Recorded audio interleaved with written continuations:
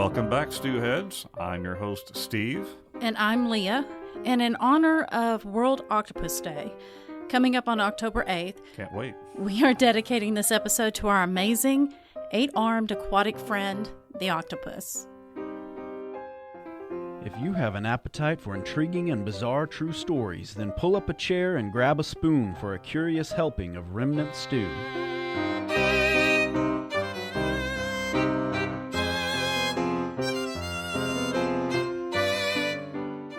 You know, Leah, the plural of octopus is actually octopuses in English, or if you want to be formal and use the Latin, it's octopods.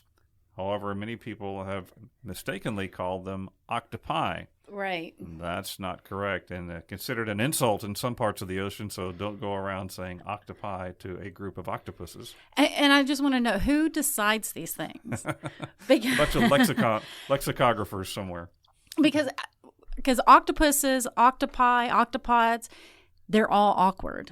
Right. Like, why can't we just say octopus, period? Like deer. That's right. That's right.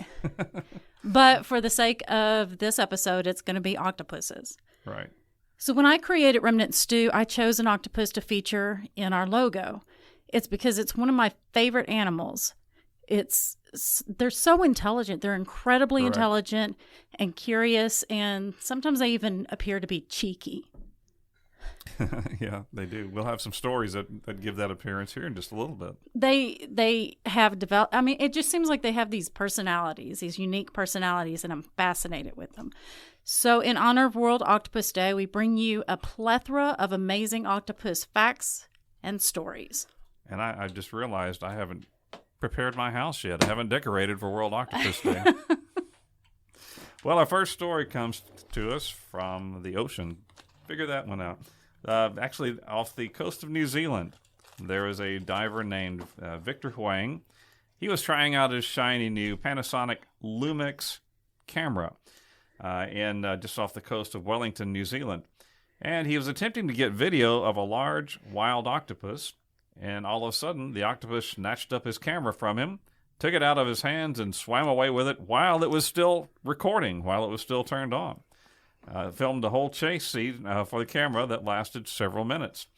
This is a quote from Mr. Huang. He says, "While trying to get video of a wild octopus, it suddenly dashed towards me and rips the shiny new camera from right out of my hands. Then he swims off, all while the camera is recording. He swam away very quickly, and like a naughty shoplifter, after about 5-minute chase, I placed my spear gun underneath him, and he quickly and curiously grabbed hold of the gun as well, giving me enough time to reach in and grab the camera from out of his mouth. I didn't feel threatened at all during the whole ordeal. He seemed to be fixated on the shiny metallic blue digital camera. The only confusing behavior was how he dashed off with it like a thief. Very cheeky octopus, as we mentioned before." That's right. And I think, isn't that video's on the internet, correct? Right, he has a video. We'll put a link to it on our website. Okay, absolutely. In fact, this episode's going to come with a lot of different videos. So I think what we'll do is on our social media, we'll put a post or link to all of these videos that we're going to be talking about. That's correct. So octopuses are, like we said, fascinating creatures. They have blue blood, 3 hearts, and have been the object of many maritime horror stories for centuries. High society octopuses, I suppose, with blue bloods. Blue bloods, yeah. That's right. Here's some amazing facts that we'd like to share about these weird and wonderful creatures that we got from listofearths.com and the National Aquarium at aqua.com. So did you realize their limbs are just out of this world? And first fact we want to clarify is that octopuses don't actually have tentacles. Don't insult an octopus by calling his limbs a tentacle. They have 8 arms. Squid and cuttlefish, close relatives, but part of the country cousins of the octopus, they each have 2 tentacles along with their 8 arms, while octopuses generally just have 8 arms and no tentacles. Okay, so what's the difference between an arm and a tentacle? Well, I'm glad you asked. Tentacles do closely resemble arms. The difference is that they only have a few suckers at the very tip, whereas an arm, like the octopus arms, they've got suckers running up the whole length. Each octopus arm generally contains 200 to 300 suckers. Kind of reminds me of an old circus I went to, but anyway. And every individual sucker can function independently of the rest. or they can also work as a team to feel out and even smell and taste the surrounding environment. So they use the suckers on their arms to suction themselves to things and also to taste the environment. So are you referring to a sucker born every minute? Every minute, and there's 200 on one octopus arm for sure. That's a stretch. Yeah, P.T. Barnum was famous for that quote. Octopus arms never get tangled. Isn't that, they never get all those arms tangled up. You never see an octopus with his arms tied up in knots, do you? No. And the suckers never get stuck to the octopus itself. That would be me. I would get me. We were talking about painting a little bit earlier. I had a painting disaster a few years ago. I think I would be with the octopus that got the sucker stuck to myself. But because the arms secrete a self-recognition chemical designed specifically to aid in motor control. This skill is the first of its kind to be observed in nature. To learn more about this secretion, scientists subjected octopuses to some rather bizarre experiments in which they cut off some of their arms and then gave them back to the octopus to see what would happen. Very, very nice. Yeah. Nice. Well, anyway. Well, it's not as bad as you think because, as we find out later, the arms grow back pretty quickly. The severed arms remained active for almost an hour after the amputation, but during that time, they refused to grab either the still living octopus or to the other severed arms from the same animal. So they recognize their own stuff. They know better than to get stuck to themselves. I think that's good. There's a lesson for that in all of us. Don't get stuck on yourself. Now, the octopus also often wouldn't grab the skin of its own severed limb with its remaining arms, but it would sometimes cling to the exposed flesh in the end of a severed limb with its beak as though it were trying to lick the wound. In many cases, octopuses would eat the severed arms of the other octopuses, but rarely ate their own, which means, according to scientists, that they can recognize their own severed limbs. However, when the scientists peeled the skin off the arms, the octopus would eat them without discrimination. So it's on the outside of the skin that their self-recognition exists. All for science. Now, if all that wasn't weird enough, octopuses have the uncanny ability to regenerate limbs that they have lost. This is why it's not so bad an experiment. Within a day, the wound from an amputated limb will be almost fully closed up.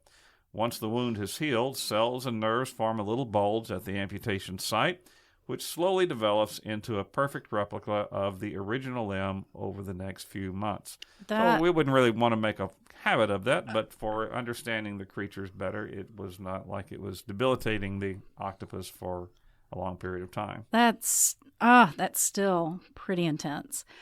So here's some fun facts. There are 300 recognized species of octopus, and I think the key word in there is recognized. I think there's probably a whole lot more. You got to know them pretty well to tell them apart, I would think. But some of them look so interesting. Anyway. And they can change the way they look too, for sure. So we'll get into that. Right. The giant octopus can weigh more than 600 pounds. That's a big one. All species are venomous, but the blue-ringed octopus is the only one dangerous to humans. There are only 2 recorded deaths, however. Not like the old stories that they could grab you and kill you, huh? Right. They inject prey with venom using a beak similar to a bird's made from the same tough material as a lobster shell. Oh, okay. Because they don't have bones that can fit through because they don't have bones, they don't have a skeleton, they can fit through an opening only slightly larger than its beak. Sometimes a very large octopus can fit through a hole the size of a quarter. It's unbelievable to see. There are videos, and we will post one, of a octopus slipping through a very tiny slot on the side of a boat. That's right, in the bulkhead. Go ahead. They are about 90% pure muscle. Mm-hmm. The giant Pacific octopus can inhabit depths of up to 5,000 feet. Right.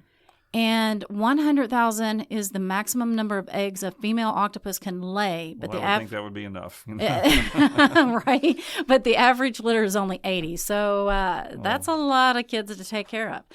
A newly hatched baby octopus is called a larvae. Then they grow into a hatchling or a fry. And again, I'm a little perturbed about all of that. They should have called them little squishies, I think. Right, little squishies, yeah. Larvae makes you think of a beetle or some kind of an insect. I know, right? I mean, who's in charge of this? But a group of octopuses is called a consortium. I approve. Consortium, okay. I approve. Okay, so tell us Kind of some like stories. a business affair. It's a consortium of octopuses. That's right. Can't you see them with the monocle? And Yeah, right. Yeah. Okay, so tell us some stories. Holed up in some hotel somewhere, I think, with their meeting. Well, they can hunt on dry land. This is kind of surprising to people. That Yes. Octopuses have gills like fish, which means they depend on water to breathe. Despite this, many species of octopus leave the water for short periods of time to hunt for stranded crabs on land, and some have been known to escape their tanks in captivity, cross rooms, eat fish in tanks on the other side. Some have even left their tanks and made their way back to the ocean. We had one of these on one of our other shows, I believe, on escapes. A famous example of such an escape is when Inky, an octopus from New Zealand, escaped through a gap in his tank, slithered along the floor before locating a drain pipe that led back to the ocean. But how can octopuses survive on land if they can't breathe air? Well, octopuses use a process called passive diffusion, which means that as long as their skin is wet, they can absorb oxygen through the water on their skin instead of through their gills. This allows them to leave the watery abodes for short periods of time to hunt, or in the case of Inky, to escape from captivity. On that note, Inky isn't the only octopus to have made headlines with his daring escape. In 2010, an octopus named Sid, that's a good name for an octopus, don't you think? Right. Sid, Yes. who lived in Dunedin Portobello Aquarium, also in New Zealand, tried to escape multiple times. He once hid in a drain for 5 days before being discovered, and another time he was caught making a dash across the floor to the door. After 2 other escape attempts, he was finally set free. I guess, they admired, this guy doesn't really like us, so let's let him go. It was good of the scientists there in the aquarium. Previous occupant of Sid's tank, an octopus named Harry. I don't know if Harry's a good name for an octopus. No, I like Sid better. I kind of like Sid better. Harry had also escaped in the same manner 10 years earlier and was found halfway up the steps of the nearby University of Otago's Marine Laboratory shortly after. They can be very intelligent, said the manager of the New Zealand Marine Studies Center. Once they have worked out that there's an escape route, it can be very difficult to stop them. And keep an eye on the octopus every minute. That is fascinating. I didn't know that they could breathe through their skin like that. Yeah, as long as their skin is wet, they can stay. So if it's raining, they can come out on the shore and stay for quite a long time. But even if they can get it wet just a little bit, they can still breathe. So it's pretty amazing if you're on the beach and you happen to see the octopus come out of the water. To do a little hunting around in your picnic basket. Well, he can stay there for a little bit and then go back in. They use weapons. They carry portable forts, and they can make barricades. This is pretty fascinating behavior. Some species of octopus have been observed carrying snail, clam, and coconut shells, and even human refuse such as old beer bottles. They use these items as portable layers and can travel considerable distances, carrying even large items under their arms as they lumber across the seafloor. If a predator approaches, they'll quickly duck inside their home or assemble it around themselves if it's made in 2 halves, like of a coconut shell or a clam shell. They can also use these portable forts to lie in wait for unsuspecting prey. Hardly seems fair, doesn't it? Many octopuses that prefer more permanent layers will barricade the entrance to their home using stones, shells, and sticks. I wonder if they have HOAs that come around and tell them those stones are too far apart. Got to put them closer together. Consortiums, yeah, for sure. The HOA of the octopus neighborhood. Anyway, they have been observed in both the wild and captive, spending hours hunting for just the right size objects to make their barricades. If all this wasn't cool enough, octopuses of some species have also been observed using weapons, which is understandable when one takes into account the fact that their bodies are very soft and squishy, and almost everything in the sea wants to eat them. Well, that's a difficult environment they live in, but they have learned to weaponize themselves. While some octopuses will throw shells at each other, others use a far more extreme form of weaponry. Large female 7-armed octopuses, which can reach up to 4 meters long, 13 feet long, have been observed holding egg yolk jellyfish in their arms, with the jellyfish's sticky, stinging tentacles hanging down below them. So the jellyfish is used as a defense mechanism. I wonder what the jellyfish thinks about that. I don't know. While scientists aren't entirely sure of the cephalopod's motivation, they theorize that they consume the nutrient-dense parts of the jellyfish first and then swim along using the tentacles as a form of self-defense, even as a way to catch more nutrient-dense food that they wouldn't be able to catch otherwise. So using one jellyfish, to help them catch other food. Quite amazing. Okay, so I'm thinking that the jellyfish wasn't on board with that. Probably with his good parts sucked out of his body, he probably didn't care anymore after that. Blanket octopuses also use stinging tentacles as a defense mechanism, but in a slightly different way. The tiny males of the species, as well as females that haven't yet grown past 7 centimeters, have been observed using highly venomous Portuguese manivore tentacles as weapons. The octopus acquires these by ripping them off of the manivore and then attaching them to each row of the suckers of their 4 dorsal arms. So using a very poisonous manivore as weapons for their own benefit. That's Very pretty ingenious. cool. That is pretty cool. All right, you've got some information about reproduction now, don't you? Yeah, let's just go there. Reproduction is almost always deadly for the octopus. Wow. Reproduction isn't always fun and games for octopuses, and in many cases, it leads to the death of both the male and the female. So in a lot of species, we know that Right. it's deadly to the male, but in this case, it's also deadly to the female. So to begin with, some female octopuses have been observed strangling and then cannibalizing the male after reproduction. Wow. I wonder if the male's buddies are telling him, "Hey, man, that girl's no good for you. You got to get away from her." Oh, these are the jokes. Males who survive the ordeal of mating without being eaten will often go into a state called senescence. Mm-hmm. The male will stop eating and lose weight rapidly. His skin will lose coloration and he'll begin to develop white lesions that will not heal.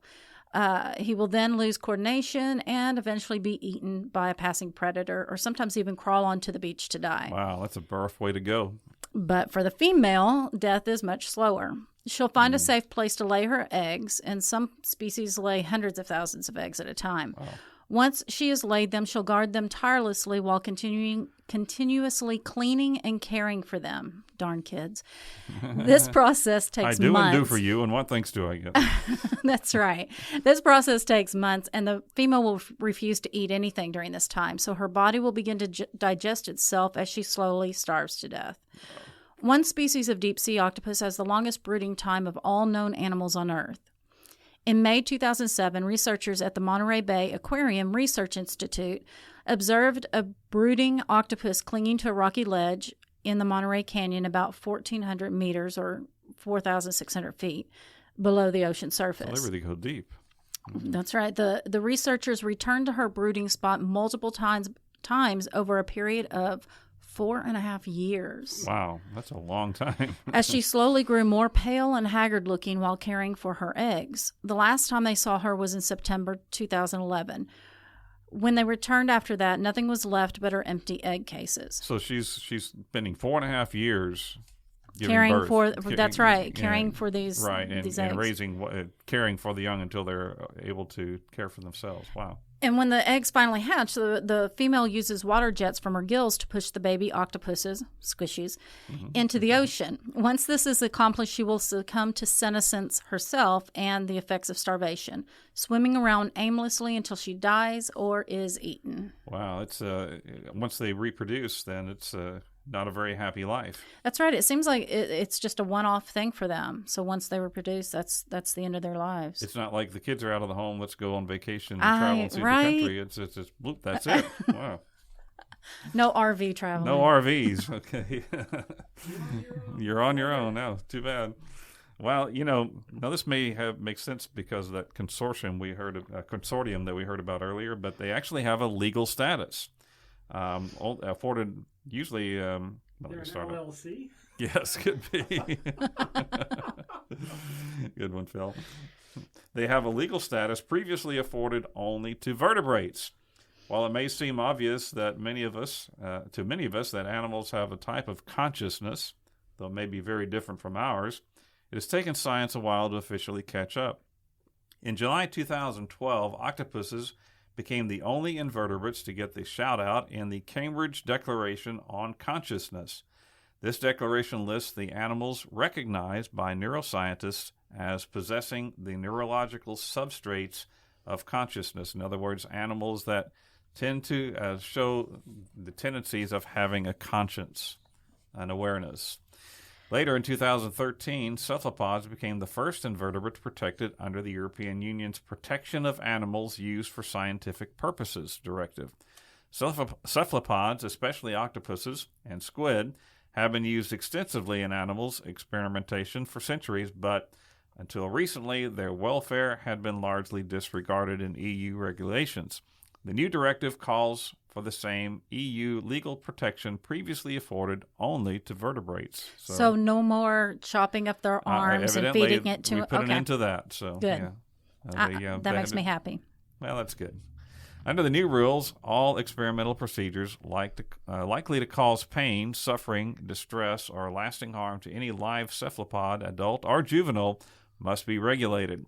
The capture of live cephalopods in the wild must be undertaken in a way that will not cause pain or distress, and once in captivity, light intensity must be similar to that which the animal would experience in the wild, including simulated dusk and dawn. Cephalopods must be assessed daily for signs of pain, suffering, or distress. General anesthesia is required during all experimental procedures, and all necessary killing must be done as humanely as possible. These new regulations came about after a panel of scientists concluded that there was scientific evidence of cephalopods' ability to experience pain, suffering, distress, and lasting harm. And that all makes sense as we've demonstrated how intelligent they are. Right, that they absolutely. would be able to have a conscience, that they're very curious, as we'll also see. And so that's a good move by the scientific community. One other thing that makes them amazing is that they can detect early warning signs of volcanic eruptions, and this would be handy. Yes, so just watch them, and you can see what to do. So this all involves their hearing. North of Sicily lies a small island called Stromboli, which is home to one of the most active volcanoes, one of the world's most active volcanoes. Oh, Mount Stromboli, yeah. That's right. It erupts once every 20 to 30 minutes and has been doing so for thousands of years. Much of the surrounding marine life is in constant danger of being injured or killed by debris from these eruptions. But somehow, octopuses living nearby always manage to get clear of the danger zone before each eruption begins. Marine biologists interested in learning how the octopuses time their escapes found that they can hear it. They can hear infrasound, which is sound lower than human ears can detect. So they can hear the sounds of the impending eruption and escape to safety before it begins. I guess I didn't even realize they had ears, but obviously they have some kind of hearing device. Well, and then after this, then they dine on the other marine animals injured by falling rocks and debris. But yes, you're right. For a long time, scientists assumed octopuses were deaf.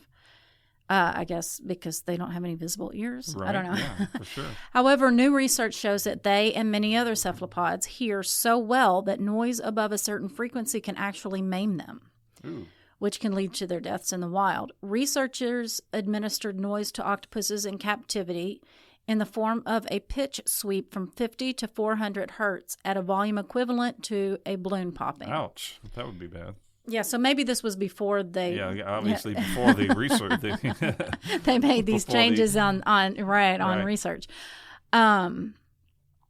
This noise was played in short sweeps over 2 hours. Over the next 4 days, test subjects were killed and examined at different times to assess whether any damage had occurred in their statocysts. The statocyst is a fluid-filled compartment in the head, which is responsible for hearing, spatial orientation, and balance. So not really ears quite like we have, but still a way of hearing. Right. And in some cases, large holes were torn in this sensory. What did I say that was? Epithelium, I think. Epithelium, that's right, of the statocyst. And these lesions increased in size over the days following the noise exposure. It was also found that hair cells and nerve fibers were missing and damaged, and that plasma membranes were ruptured as a result of the noise. So it is incredibly detrimental to them. Very sensitive hearing system, it seems like, And so if the relatively low intensity, short exposure used in our study can cause such severe acoustic trauma, then the impact of continuous high intensity noise pollution in the oceans would be considerable, said Michael Andre, the bioacoustic specialist who conducted the study. You know, I've never heard of a bioacoustic specialist, but that sounds like an interesting field of study, doesn't it? Yes, I don't think it's at our local college, though. For example, we can predict that since the staticist is responsible for balance and spatial orientation, noise-induced damage to this structure would likely affect the cephalopod's ability to hunt, evade predators, and even reproduce. Well, so noise pollution in the ocean would come from human factors, I suppose. Well, yeah, yes, but if you think about the icebergs and things like that, I think there's a lot of things that cause a lot of noise as well. Right. But what's interesting, though, back to the original part of that section, is that they can detect when the volcanic eruption is about to happen. They can get to cover, whereas some of the other animals can't. And so when some debris falls from the volcano, kills or maybe not kills, but disturbs the other animals, the octopus then rush in and have lunch, right? That's right. They're very opportunistic. Well, they're very smart, and in fact, their brains are really quite interesting. Here's a quote from a fellow named Peter Godfrey Smith, and he writes for a publication called Other Minds. He says, "This is probably the closest we will come to meeting an intelligent alien." That's not the first I've heard of them being considered aliens, intelligent aliens. And if you think about it, when they encounter us, it's almost as if we were. You can compare that to us coming in contact with an alien, right? Intelligent aliens, right? And so, but who's the more intelligent species on? Well, most people have probably heard that octopuses are incredibly intelligent. They can open child-proof containers. I have trouble with that myself sometimes. They recognize symbols. They learn from observations and solve puzzles. I wonder how they solve. What, they do the New York Times puzzle or something? You know. I'm thinking maybe Rubik's Cube. Okay, Rubik's Cube. Yeah, that would work. They can They can even recognize individual humans and express whether they like or dislike the person they are recognizing. Well, they're discriminating, aren't they? However, the uniqueness of their brains goes well beyond these more commonly known abilities. While it's not technically true that they have 9 brains, as some people claim, neuroscientists have categorized octopus brains into 3 main parts containing over 500 million neurons. Wow. The central brain, which is wrapped around the esophagus, contains about 50 million of these neurons. The second part of the brain, containing about 80 million, is situated in the large optic lobes behind the eyes. The rest of the neurons are situated in distributed clusters called ganglia. 8 of these ganglia are situated in the arms, 1 for each arm, and are responsible for working out the details of complex movements. As a result of this, every separate arm can function autonomously. The octopus will give a command with the central brain, but the ganglia in the arm take control of carrying out the actions required to complete the task. Essentially, each separate arm has a mind of its own. So, and actually, I think each sucker on each arm can function independently. Yeah, for sure. And so that's very interesting how their brains are disconnected yet connected and for different functions. And as we said earlier, they can squeeze themselves down into such a small space if they wanted to make an escape that even their brains can change function and shape and size. Right, to just fit through the size. Through. That's right, something the size of a quarter. Right. Their skin is amazing as well. Octopuses are masters of disguise. Oh, yeah. I've seen those videos, yeah. And we have one video. I'll talk about it in a second. The mimic octopus can morph its entire body into shapes resembling plants and other less tasty marine animals so that predators will be less likely to attack it. Another tactic employed by octopuses is their ink. I think everyone has seen something like that, which serves as something called a pseudomorph. I didn't know this. I thought it was just kind of to mask it running away. Right.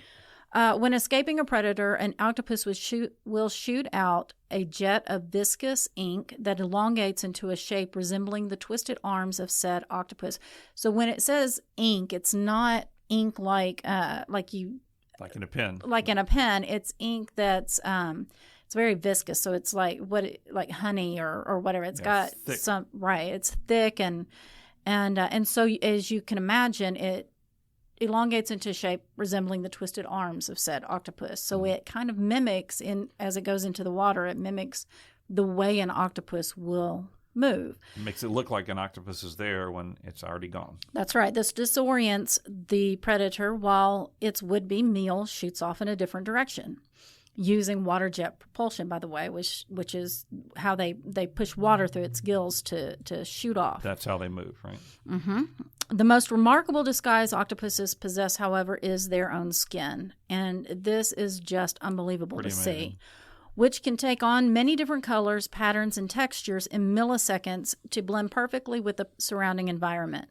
This amazing feat is achieved through multiple mechanisms, which the octopus uses simultaneously to render itself invisible against rocks, plants, pebbles, sand, and even surfaces with different textures all at once, such as coral or rocks covered in algae. So there's a video, and we're going to put this up, that I saw of a marine biologist diver actually filmed it. He came across this octopus he came across this plant. Right. And it's moving in the current and everything. And then all of a sudden this octopus morphs out of it. Right. It was an octopus instead of a plant. Well, no, the plant was there, but the octopus was morphed into it. Yeah. It was mimicking it. And I thought it was CGI. I kept looking at it and watching it over and over again. I thought it was CGI. But they are absolutely able to do that. I didn't know that they could change the texture of their skin. I always thought it was smooth. But these mimic octopus, the mimic octopus can absolutely do that. And we'll show you the video. The octopus does it they have many thousands of color-changing cells called chromatophores. Chromatophore, yeah. Which are located just below the skin surface. So each chromatophore contains an elastic sac filled with pigment, and they're connected to muscles, which the octopus uses to expand or contract every single individual chromatophore to reach its desired variation of colors. Along with this, they can change the actual texture of their skin to perfectly match the rocks or plants they are camouflaging against. That's very good defense. Yeah, because it's absolutely invisible. You can't see that he's there. The protrusions that form on their skin can take the shape of anything from soft bumps to raised plant-like spikes. So interestingly enough, scientists are pretty sure that octopuses are colorblind. But research has found that their skin also contains light-reflecting cells which help them to display colors taken directly from their surroundings if they can't perceive the colors with their eyes. Light-sensitive molecules called ospins have also been observed in octopus skin. While scientists haven't quite worked out the purpose of these molecules yet, some speculate that they actually help octopuses to see using their skin instead of their eyes. So they do have a large eye, that you can see pictures of them. Well, I actually think octopuses have two eyes, right? Two and eyes, then the squid has large right. two eyes. But they can also maybe sense color through their skin or That's right. sense their surroundings through their skin. So they're able to adapt to colors and patterns very quickly without having to wait for inputs from their brains. Wow. Pretty incredible. And one of the things that they know about octopuses is that they change color with their moods. There's this funny I've video. known a few people like that. Well, I tend to do that too. But there's video of these two octopuses that they're fighting. They're like slapping each other. And when they go extremely dark and rigid, they're angry. You can tell. And so this one octopus it's slapping the other one. And we'll have this up. And then it gets angry and it picks up its shell and a jar that it has and it walks off. And then they're both black. Taking my stuff and I'm going home. And another pretty recent video that's been put up is a video of an octopus that's asleep, and as it's sleeping, it's changing color, which they think is indicative of its dreaming. Dreaming. Yes. And we'll have a link to that video as well. Now we have some interesting octopus stories that come to us. These are all kind of short accounts that have occurred various places, and they come to us from a website called octopusworlds.com/bedtime stories. Bedtime stories for us, not the octopus themselves, Right. although they would probably be entertained by them somewhat. Dad, tell me an octopus story. Really, come on. One more. All right, here's one called "One Bad Shrimp Spoils the Bunch." One day at feeding time, you love it already, don't you? Phil hasn't seen this before, right? One day at feeding time, an octopus's owner fed him his usual tasty treat, a bucket of shrimp. The octopus always seemed to enjoy this meal. The man dumped the shrimp in the octopus's tank and walked down the hall into another room and sat down. The only problem was one of the shrimp was bad.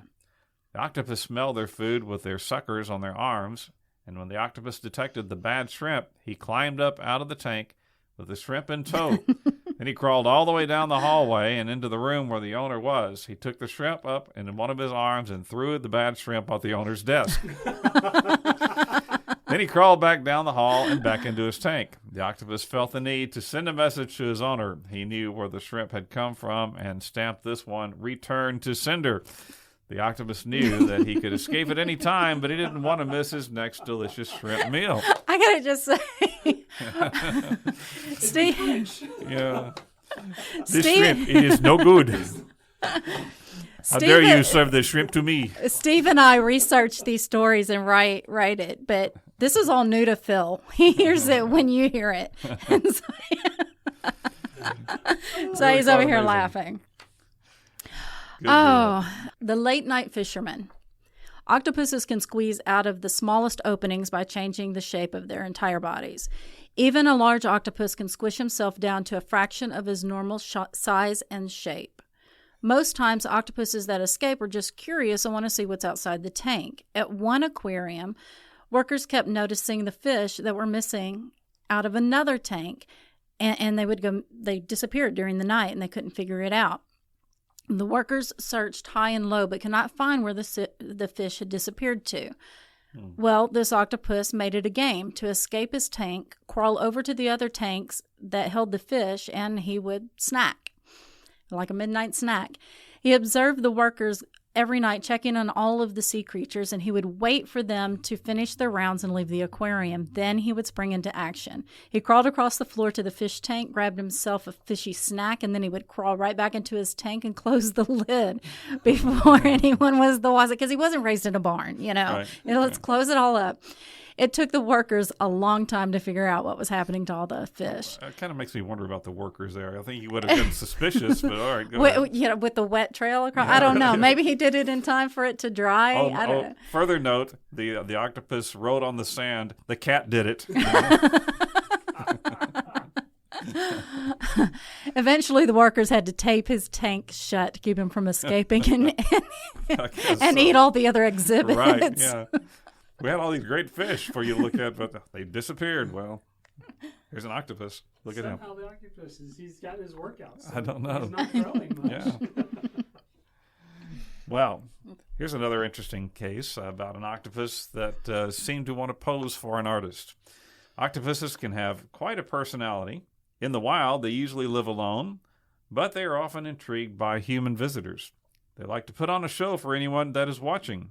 One time, an artist visited an aquarium to draw beautiful pictures of the octopus. The artist sat at one tank and began to draw a baby Pacific red octopus. At first, the young octopus sat quietly while the artist sketched his picture. After a while, though, the octopus moved to the front of the tank, right in front of the artist, and sat very still.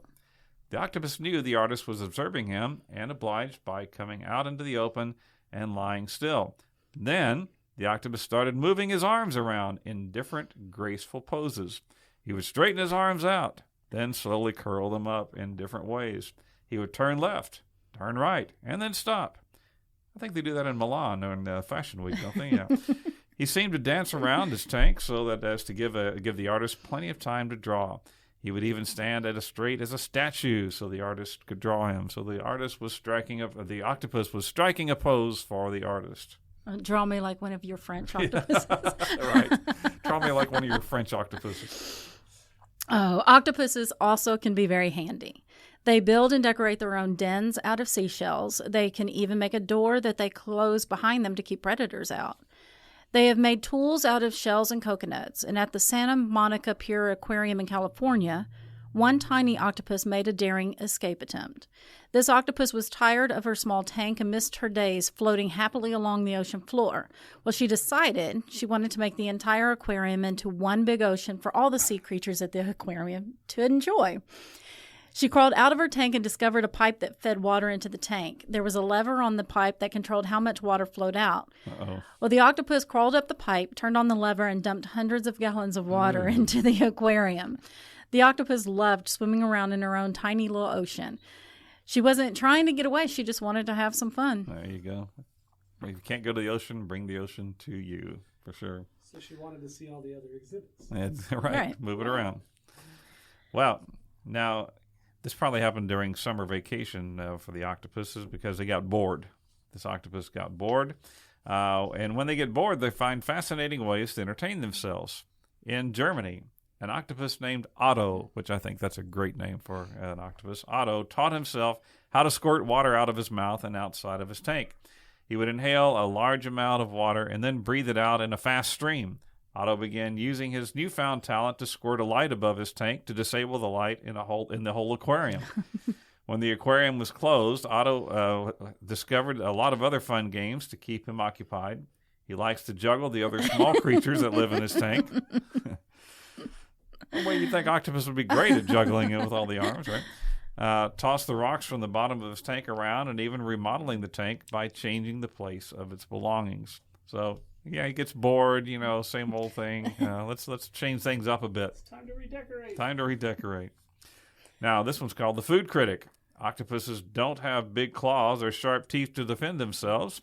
That's why they've learned to be crafty to survive in the wild. They have also learned to communicate in ways with people. A captive octopus from the East Coast had a picky appetite. She wanted fresh fish for her meal, but the caretakers only fed her canned fish. So one day, during feeding, as the caretaker looked on, the octopus looked right at him and pushed all the canned fish down the drain. Wow. The octopus learned how to tell its caretakers that she wasn't satisfied with the meals provided. She wanted fresh fish and used this small way to tell the people that were feeding her. Sounds like some kids I've had. Right, yeah. Mom, Yeah. I don't want this. I think that happened with green beans at my house one time with my daughter. We've talked about this a little bit. Octopuses are famous for their elaborate escape attempts. They will push open the lid on their tank, squeeze through a tiny opening, and even hide in tiny spaces from their handlers. They don't have any bones, so they can squish themselves into almost any shape. No bones. An octopus, and let me just say that the cuttlefish, though, does have a bone. Yeah. So they're related, but a cuttlefish I don't think a cuttlefish necessarily has a skeleton, but it has a bone that they use. And we'll have to do some research on the cuttlefish. Yeah, for this is another absolutely program. a tangent. When you have birds and they have to sharpen their beak, you buy this bone. It's a cuttlefish bone that you put in there. So that's why I know that the cuttlefish has a bone. But octopuses don't. The hardest part of their body is their beak. Let's see, where are we? An octopus from New Zealand named Sid had escaped so many times from his tank that the handlers had to seal his tank with ropes to keep him inside. So a mischievous little squirt. Octopuses breathe by sucking water in and out of their mouths. They can also shoot water out and help them swim very quickly. Some octopuses have learned to spray water like a squirt gun.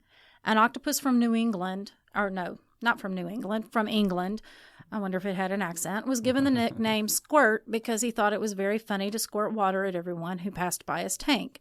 Octopuses can learn to recognize different people's faces, like we've said, and he'd become famous because he even squirts visitors to the aquarium. Now, everyone that visits Hope Squirt will squirt them with water. Well, that's probably a sign of distinction if good luck. Hey, squirted me. And as we've mentioned, octopuses are very intelligent and clever, and I have a video that I came across that is very entertaining. It's video of basically an underwater rodeo. A small octopus. Why not? It's trying to get away from a moray eel to avoid its attack, and so it's riding on its back, like just behind its head, and the moray eel is just bronching this way and that way, and finally the octopus sees its the opportune time to dash away and squirt. He has to get his 8 seconds in. I believe that's the that's the right. NPR rules. He did a fantastic job, and so that entertaining video will be up. Very good. So you can see octopuses are smarter than they may appear. Scientists say they are one of the smartest creatures in the ocean. They do many of the things that you and I do. They learn new things. They remember old things. It's harder for me to remember old things anymore. They entertain themselves and others, and they decorate their homes. Octopuses get bored when there's nothing to do. They are very curious and will do almost anything to explore their surroundings. Next time you're at the aquarium, pay attention to the octopuses, and maybe you'll discover a true octopus story of your own. Maybe you'll even get squirted. And that brings us to the trivia challenge. However, it's different today. Instead of a trivia challenge, we're going to do something a little different in honor of our mascot. He seriously needs a name. Can you believe that? A mascot with no name. In a post on Facebook, separate from this episode post, there will be a poll where you can go and vote on what to call the cephalopod that brings so much character to this podcast. So please check it out and cast your vote. That's right. We wouldn't have nearly the character without him, so we needed to give him a name. That's right. He needs a name. But we do have some winners of past trivia challenges. Yay, winners. So on the All Aglow trivia challenge, on the All Aglow episode. I love that episode. We said in the early to mid-1940s, during the height of World War II, a glowing phenomenon captured the attention of American soldiers. It was observed often enough to garner a certain nickname among the GIs. 30 years later, a rock and roll band that would turn out to be very famous and prolific took on the nickname as their own band. Tell me the name of the band and the name of the wartime. Oh, yeah, I missed this one. I thought it was St. Elmo's Fire. Right, and that is wrong. But the correct answer was given by Harbin Gould. He commented on the post saying the phenomenon and subsequent band name is Foo Fighter. Foo Fighter. Thought to be UFOs and also possibly an electromagnetic phenomenon like St. Elmo's Fire. Right. Yet there are other theories stretching from Nazi anti-war aircraft. Yet there are other theories stretching from Nazi anti-aircraft weapons to ball lightning. And also the Foo Fighters is an American rock band formed in Seattle, Washington in 1994, founded by Nirvana drummer Dave Grohl as a one-man project following the dissolution of Nirvana after the suicide of Kurt Cobain. Right. So there you have it. Thank you, Harbin. And Harbin also gave us a fantastic review. Isn't Harbin from Louisiana? Yes, that's where, he lives in Louisiana. Outstanding. And then our Lost and Found Trivia Challenge. We have a winner of that one. The challenge was, keeping in mind the topic of Lost and Found, this movie featured a frantic scene inside a sunken World War II submarine that would most likely be the Gato class submarine USS Flyer, SS-250, which was sunk by a mine. 14 officers and men survived the sinking. The wreck of the USS Flyer was not found until 6 years after this movie was released. Right. The correct answer was given by Nellie Clausen when she commented to say that the movie was Finding Nemo. That's a great scene. I love that scene in that movie. The sharks, Bruce, Anchor, and Chum all seemed to live inside the sunken World War II era submarine. Right. And it would most likely be the Gato class submarine USS Ghetto Flyer. class would be something else, I think. The Ghetto class. It was a hoopty. Yes. Yeah. It was sunk by a mine on a war patrol off Brisbane, Australia. Right. It's the only submarine of any nation that had been reported lost in that general vicinity. So good answer. Good job, you guys. Nellie and Harbin, thank you so much for Nellie, playing. Yay, Harbin. Remnant Stew is created by me, Leah Lamp. Dr. Stephen Meeker and I research, write, and host each episode. Audio is produced by Philip Sinquefield, who does what he can to make us sound good. Just think how bad we would sound without him. Very bad. Our theme music is by Kevin MacLeod with voiceover by Morgan Hughes. You can connect with us through our Facebook and Instagram, and if you have an idea you'd like to hear us cover in a future episode, send us that suggestion at staycurious@remnantstew.com. Can we ask for a favor? Remnant Stew is free to listen to, but not free to produce. If you would like to go to iTunes and give us a review, we would really appreciate it. It helps by making us visible to sponsors. Before you go, please hit the subscribe button so you won't miss an episode. Share Remnant Stew with your friends, family, co-workers, van pool, you name it. And until next time, remember, please choose to be kind and always stay curious.